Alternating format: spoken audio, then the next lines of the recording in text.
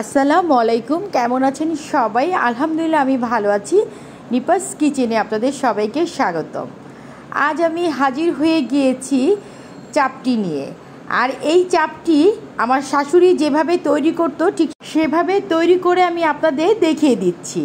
এই চাপটি তৈরি করতে আমার কি কি উপকরণ লাগছে চলেন যে দেখি। এখানে আমি ভাতের চালের খুদ নিয়েছি আধা কেজি। ভাতের চালের খুদের সাথে 1/4 কাপ দিচ্ছি মুসুরির ডাল, 1/4 কাপ দিচ্ছি মটরের ডাল। হাত দিয়ে খুদ ডাল ভালো করে মিশিয়ে নিচ্ছি। এখন আমি ভালো করে ধুয়ে নিব। ভালো করে ধুয়ে নেওয়া হয়ে গিয়েছে। আমি এমন পরিমাণ পানি দিয়েছি যেন খুদে চাল আর ডাল সেগুলো যেন পানির মধ্যে ডুবে থাকে। আমি রেখে দিব 6 ঘন্টার জন্য। ফিরে আসছি 6 ঘন্টা পর। 6 ঘন্টা পর আমি একটু হাত দিয়ে দেখাচ্ছি খুদের চাল আর হলো গিয়ে ডাল ফুলে গিয়েছে। এখন আমি পানি সেকে ব্লেন্ডারের জগে নিয়ে নিব। আমি একটা ব্লেন্ডারের জগ নিয়ে নিয়েছি। জগের মধ্যে দিয়ে দিব চাপটির জন্য যে খুদ আর ডাল ভিজিয়েছিলাম সেই খুদ আর ডাল। এখানে কিন্তু পানি আমার মেশাতে হবে, একদম পানি না থাকলে হবে না যে তা না, এখানে পানি থাকলে কোনো সমস্যা নেই। ব্লেন্ডারে ঢাকনা লাগিয়ে চাপটির চালগুলোকে ব্লেন্ড করে নিচ্ছি। চাপটির চালগুলো ব্লেন্ড করে আমি একটা বলের মধ্যে ঢেলে নিয়েছি। সবগুলো ভিজানো চাল ব্লেন্ড করা হয়ে গিয়েছে।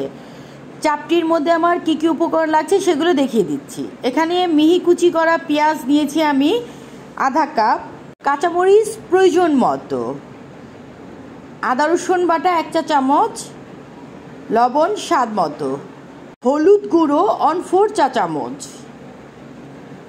ধনেপাতা 1 মুঠো, কাঁচা জিরা গুঁড়ো 1 টেবিল চামচ। ব্লেন্ড করা চাপটির চাল নিয়ে নিয়েছি। দিয়ে দিচ্ছি কাঁচামরিচ কুচি। কাঁচামরিচগুলোকে আমি গোল গোল করে কেটেছি।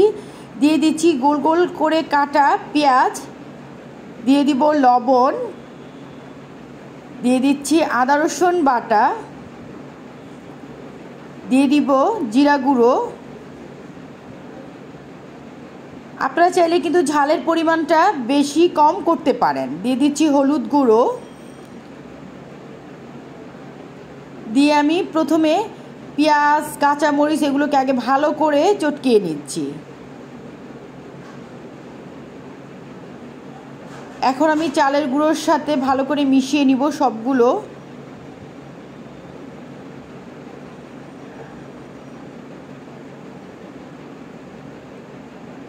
খুব ভালো করে মশলার সাথে মেশানো হয়ে গিয়েছে। এখন দিয়ে দিব আমি 1.5 কাপ পানি। 1.5 কাপ পানি দিয়ে আমি ভালো করে মিশিয়ে নিচ্ছি গোলাটাকে।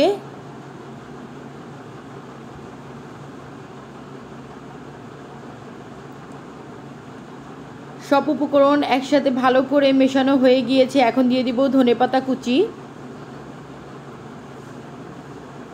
ধনেপাতা কুচিটাকে আমি এই মিশ্রণের সাথে মিশিয়ে দিচ্ছি। ঠিক যেভাবে আমি মেশাচ্ছি ঠিক এইভাবে করেই কিন্তু মেশাতে হবে। চাপটির গোলাটা আমার রেডি হয়ে গিয়েছে। আর যখন আমি চাপটির গোলাটা রেডি করছিলাম তখন চুলায় আমি তাওয়া গরম দিয়ে দিয়েছি চাপটি ভাজার জন্য। আর আমি এই তাওয়াটার মধ্যে চাপটি ভাজবো। আপনারা চাইলে যে কোনো ফ্রাই প্যানে চাপটি ভাজতে পারেন। আমি এই তাওয়াটার মধ্যে আমার শাশুড়িকে দেখেছি চাপটি ভাজতে। আমি এখন দিয়ে দিচ্ছি আধা কাপ চাপটি সেই গোলা। দিয়ে আমি যেভাবে করে চামচ দিয়ে দেখাচ্ছি ঠিক এইভাবে করে ঘুরিয়ে ঘুরিয়ে গোলাটাকে রুটির মতো বড় করতে হবে। ঢাকনা দিয়ে ঢেকে দিচ্ছি। চুলার আঁচটা মিডিয়াম হিটে থাকবে। 1.5 মিনিট পর ঢাকনা খুলে দেখি কি অবস্থা। চাপটি কিন্তু হয়ে গিয়েছে। চুলার আঁচটা আমি একটু বাড়িয়ে দিলাম। এখন আমি খুচুন দিয়ে সাইড থেকে চাপটি তুলে নিচ্ছি।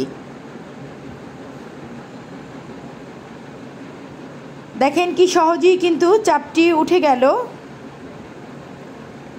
এটা আমি তুলে নিচ্ছি। তুলে আমি একটা প্লেটে রেখে চাপটির তাওয়াটা পরিষ্কার করে নিচ্ছি। চাপটির তাওয়াটা পরিষ্কার করে ঠিক একই পদ্ধতিতে আমি আবার একটা চাপটি বানিয়ে নিব।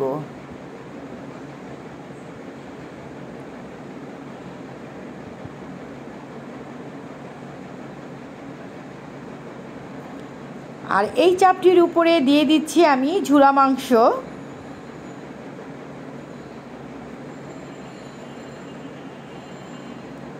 এই চাপটিটা কিন্তু এভাবে ঝুরা মাংস দিয়েও ভালো লাগে, এভাবেও আমার শাশুড়িকে দেখতাম সে এভাবেও করতো। চুলার আঁচটা মিডিয়াম হিটে রেখে ঢাকনা দিয়ে ঢেকে আমি আবার 1.5 মিনিট চাপটিটাকে ভাজবো। 1.5 মিনিট পর ঢাকনা খুলে নিয়েছি, আর এই তো সাইডে থেকে কিন্তু চাপটি ছেড়ে দিয়েছে। চাপটিটা আমি তুলে নিচ্ছি।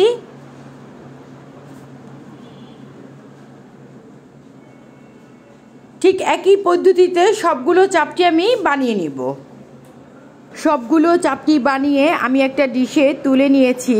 আর এই চাপটি চাইলে আপনারা গরুর মাংসর ঝোল অথবা মুরগির ঝোল, হাঁস ভুনা যে কোনো কিছু দিয়ে কিন্তু খেতে পারেন, অথবা ভর্তা।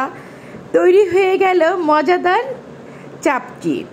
আমার রেসিপিটি যদি আপনাদের ভালো লেগে থাকে তাহলে অবশ্যই বেশি বেশি করে ফ্যামিলি ফ্রেন্ডদের সাথে শেয়ার করবেন। যারা এখন পর্যন্ত আমার চ্যানেলটি সাবস্ক্রাইব করেননি তারা অবশ্যই সাবস্ক্রাইব করবেন।